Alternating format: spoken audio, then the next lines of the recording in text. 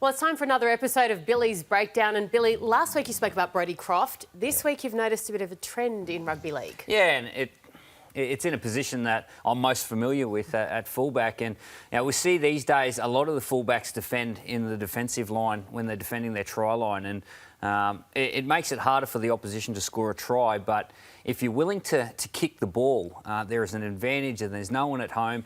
And we've got a couple of clips from on the weekend's game between the Panthers and the Roosters. And we see young Caleb Aitkins there that was highlighted on the left-hand side of the play the ball. Just get caught out of position, and Taukiaho takes advantage of that. That was on the last tackle. Fullbacks that are doing other people's job on the last tackle when they're supposed to be in position, some players are starting to take advantage of it. It hasn't happened all that much in 2019, but in 2020 you see a few players take advantage of it. And they return serve the Penrith Panthers a little bit later in the game, with Jerome Luai putting in a nice little deft kick for Brent Naden, as we see highlighted there. James Tedesco comes up into the line to create the extra number, make it 13 players in the defensive line, but a beautiful lead by Brent Naden.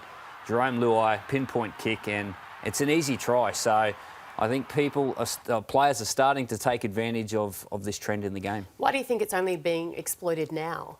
Oh, I think through the pre-season, players watch a lot of vision. They try and work out how they can score tries. Defence is becoming incredibly tough to break, and it's a great opportunity.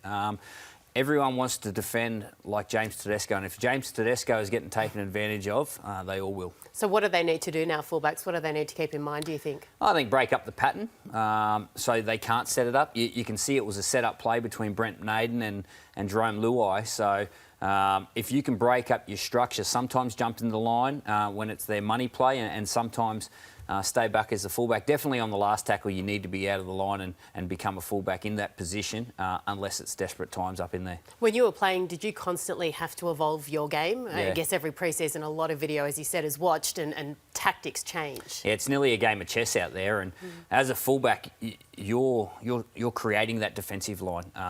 You're trying to understand what the opposition are trying to do and how they're trying to attack, and you jump into that line when there's a big threat. You get the 9, 7, 6 and 1 all on the one side of the field. Well, you've got to get in that line and create the extra number. But yeah, if you do it all the time and there's a pattern to it, teams will start working you out. Do you think a few clubs might be a little bit filthy that you've just exposed it? Well, they exposed it themselves. Our job just to point it out. Well done. Well, that's another episode of Billy's Breakdown. One of your best 2 rounds in. Thanks, Billy.